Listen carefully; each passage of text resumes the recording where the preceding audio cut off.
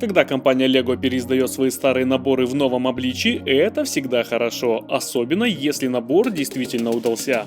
Так случилось и с этим набором из серии Гарри Поттер, где действие разворачивается на Черном озере во время турнира трех волшебников. Данный сет является ремейком набора образца 2005 года, и его обновленная версия однозначно заслуживает внимания. Он состоит из 349 элементов и включает в себя 5 уникальных фигурок, которые являются изюминкой этого набора. И давайте я сразу о них расскажу. Гарри Поттер и его плавательный костюм выглядят отлично. На майке красуется герб школы Хогвартс, а также фамилия самого волшебника. Плюс трудно не заметить жабры на его голове, которые временно появились после употребления Гарри волшебных водорослей. Помимо жабр, Гарри обзавелся длинными плавниками, которые здесь представлены ластами, впервые выполненными в этом цвете. Голова фигурки имеет два выражения лиц – с улыбкой и с решительными выражениями. А вот в случае с фигуркой Виктора Крама дела обстоят немного интереснее. Его торс также украшен гербом, но в отличие от Гарри, двуглавый орел Дурмстранга узнается с трудом. Чтоб находиться под водой, Крам частично превращается в акулу, за что отвечает вот такой элемент, созданный для одной из фигурок 15 серии. И если на основном лице можно заметить нетипичную для этого персонажа улыбку, то с обратной напечатан огромный рот акулы, которая обретает завершенный вид, как только вы соедините все вместе. И скажу вам, что в таком виде фигурка впечатляет. Правда, для Крама, как и для Гарри, было бы уместнее сделать ноги с двойным литьем, чтобы они больше напоминали шорты, как это было в сцене фильма. Но насколько я знаю, средние по размеру ноги никогда не выпускались с двойным литьем, поэтому обошлись обычными. Гарри предстоит спасти двух своих друзей от подводного заточения – это Рон и Гермиона. В данном наборе фигурки отличаются лишь выражениями лиц и прическами, причем мне очень нравятся их сонные лица, пока они находятся под волшебными чарами. С обратной стороны, они имеют самые простые выражения с улыбкой, что тоже неплохо, ведь их как-никак спасли. Ну и наконец, моя любимая фигурка этого набора – русалка Черного озера.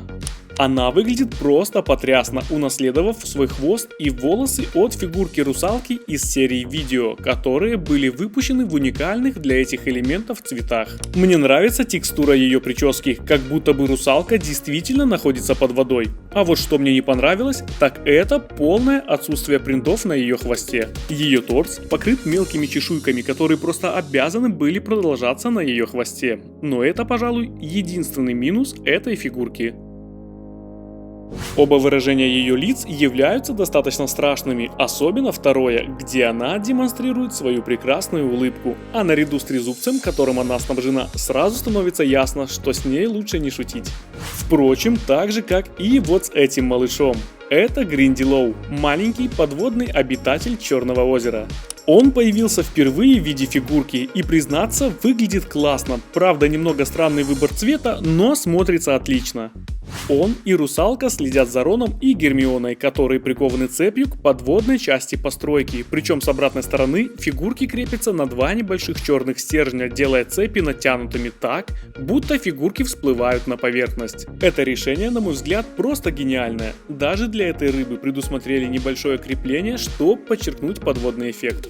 Также мне нравится цвет подводной части сооружения, которая выполнена в лазурных оттенках. Глядя на него, у вас не остается никаких сомнений, что постройка располагается в мутных водах Черного озера. Что интересно, с обратной стороны есть маленькие полости, где в одной из них спрятана золотая чаша. Возможно, это отсылка к кубку огня, так как иначе ее наличие здесь я объяснить не могу. Смотровая площадка крепится сверху всего на 4 выступа, что все равно обеспечивает ее надежную фиксацию при общей высоте в 32 сантиметра. Она имеет куда более меньшие размеры, нежели показанная в фильме, но ее дизайн все еще узнаваем и свои функции она выполняет. Часы, расположенные на самом верху башни, имеют маленькую функцию. Вращая этот круглый элемент, они начинают двигаться, меняя свое положение так, будто бы они действительно идут. Под крышей нашлось пространство для небольшого столика с кружками и кофейником, где можно выпить кофе. Забавно, что эта локация появлялась в фильме лишь на мгновение, однако ее включили в набор, что не может не восхищать таким вниманием к мелочам. Тут же рядом спрятана маленькая зеленая банка, я полагаю, что это банка с волшебными водорослями, которые съел Гарри. Если спуститься вниз по лестнице, то можно обнаружить маленький рычаг, отвечающий еще за одну функцию. Нажимая на него, платформа спереди опрокидывается, отправляя фигурки в воду. Как и в случае с часами, эта функция была не обязательна, однако наличие таких даже не самых интересных функций всегда приветствуется. Дизайнеры этого набора включили сюда еще небольшую лодку, наличие которой не совсем понятно. Возможно, она отсылает к предыдущему, более старому набору, где такая лодка также имелась. Отличные фигурки. Отличная детализация, маленькие, но все же приятные функции. Вот те вещи, за которые я смело могу рекомендовать этот набор всем фанатам серии. Минус у набора лишь один, и это, правильно, цена. Она составляет $45, что заставляет всерьез задуматься над его покупкой. Мне же он достался всего за 20, чему я очень рад. Подпишись, поставь лайк, а я сниму еще не один интересный обзор для тебя. На этом все. Всем пока!